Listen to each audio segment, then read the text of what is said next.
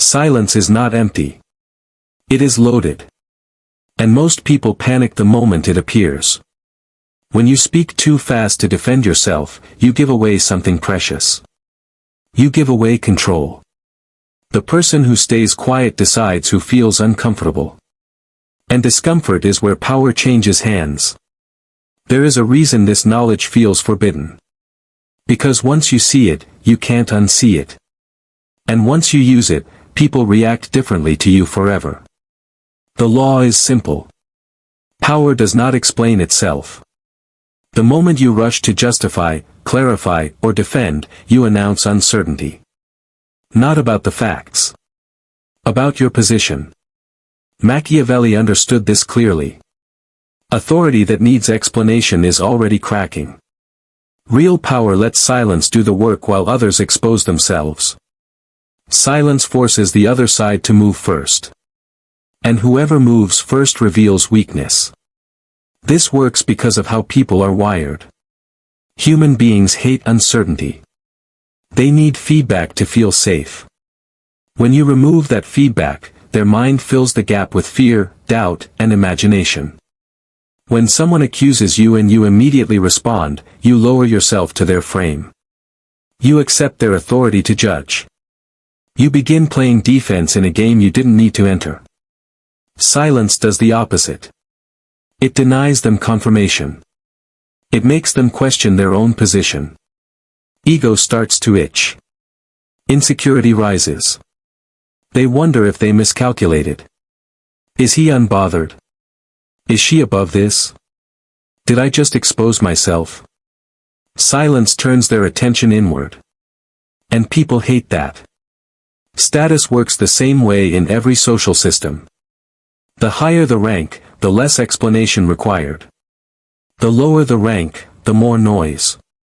That's why powerful figures rarely clarify rumors. They let the noise burn itself out. They understand that attention, even negative attention, still places them at the center. Now watch how this plays out in real life.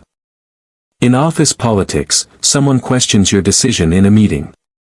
The weak response is immediate justification. Long explanations. Defensive tone. The room doesn't hear logic. It hears permission to challenge you. The powerful response is a pause. A look. A measured silence that says the challenge didn't land.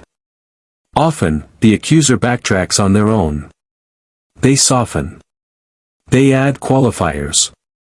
They talk themselves into a corner. You didn't win with words. You won by not needing them. In relationships and dating, this rule decides who chases and who chooses. When you over-explain your boundaries, you weaken them. When you argue your worth, you reduce it. Silence after disrespect is not avoidance. It's a signal. It says, this behavior doesn't deserve my energy. And that message hits deeper than confrontation. People test boundaries unconsciously. They look for reactions. Silence removes the reward. In social settings, the person who talks the least is often watched the most. Not because they are shy, but because their attention feels scarce. Scarcity creates value. Silence creates scarcity. In business and money, negotiation exposes this law brutally.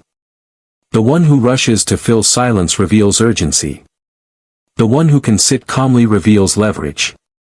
When you explain prices, terms, or decisions without being asked, you lower perceived value. You invite negotiation you didn't need. Silence tells the other side.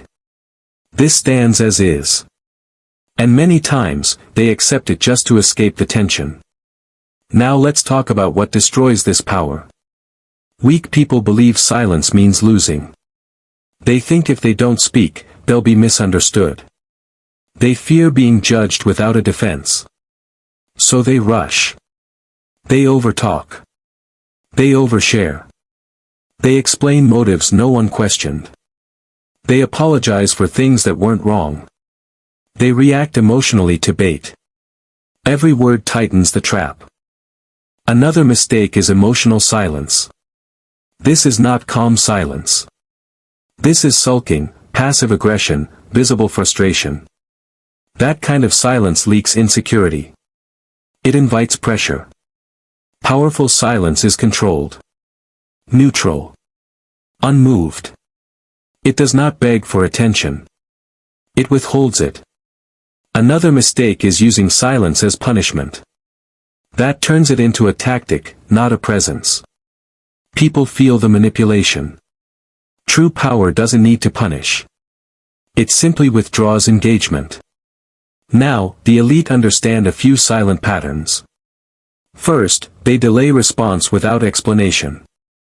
Not to be rude, but to let emotional waves pass. Time cools situations. And the person who waits usually gains the upper hand. Second, they answer with less than expected. Short. Contained. No emotional texture. This forces the other person to carry the conversation weight. And weight reveals imbalance. Third, they allow others to talk themselves into mistakes. They don't interrupt. They don't correct immediately. People reveal intentions when given space. Silence is a mirror. These are not tricks. They are behavioral signatures of authority. But here is the warning.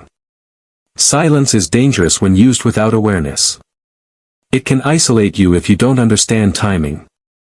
It can escalate conflict if used with ego. This law is not about winning every interaction. It's about choosing when not to play. Use silence to maintain position, not to dominate emotionally. Because power abused always attracts resistance. Remember this. The loud explain themselves. The insecure defend themselves. The powerful let silence speak. And once people realize you don't need to respond to be respected, the balance has already shifted.